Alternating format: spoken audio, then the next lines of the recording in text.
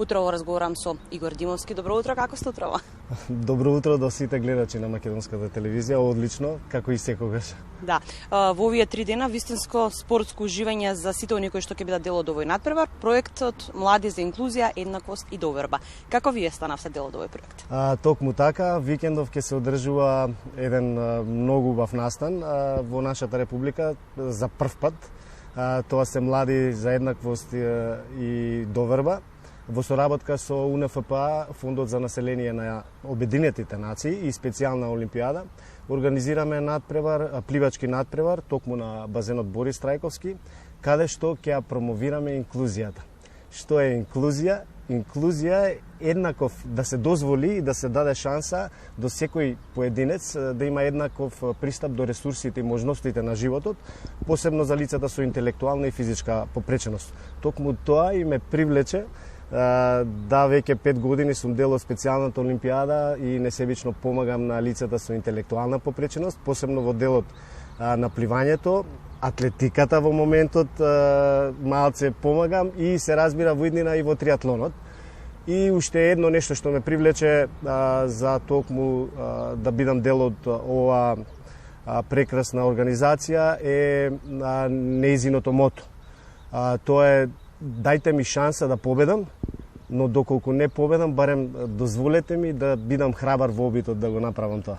Да, еднакво за сите една целите на овој прекрасен проект, споменувате и вие неколку пати, навистина е убаво да се работи со вакви дечиња. Какво е чувството кога сте заедно со нив? Ми споменавте пред ова линковско вклучување, 1 месец имавте можност да се дружите заедно со нив претходно. Токму така, како да ви кажам, чувството е прекрасно, знаете дека се работи за чиста душа.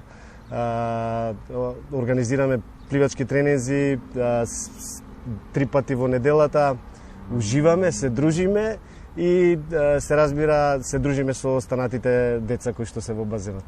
Ќе биде ли од отворен карактер надпреварот? Токму така, инклузијата е да се помешаат луѓето и да се дружат, ќе биде од отворен карактер. Поканети сте сите да бидете дел од оваа прекрасна манифестација, каде што ќе учествуваат држави од 4 регионални во суштина држави.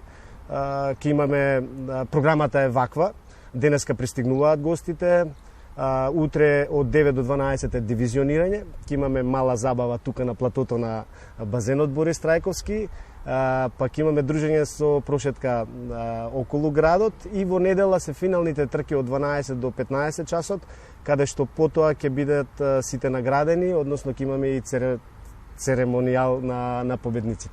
Нема да кажам поранешен спортист, поранешен пливаш, бидејќи се уште сте активен. Годините никогаш не се пречка кога се работи, се разбира со љубов, човекот кој што успеа да го преплива каналот Ла Манш. Меѓутоа, ова искуство со овие деца, со овие атлети, дали ви дава поголем мотив да бидете уште поуспешни и да не се откажувате кога станува збор за спортот? Токму така, годините не се пречка.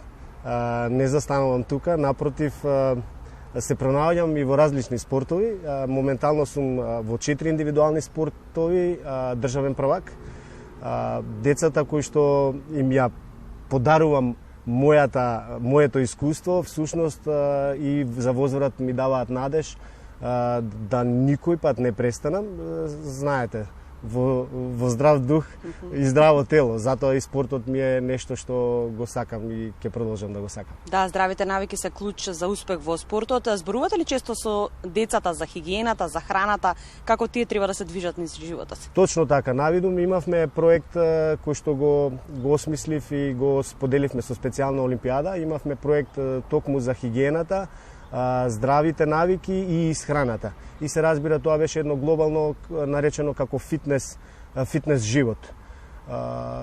Сосем ги споделивме сите здрави, правилни насоки за тие да можат да успешно се хранат, едноставно успешно поминуваат низ животните препреки.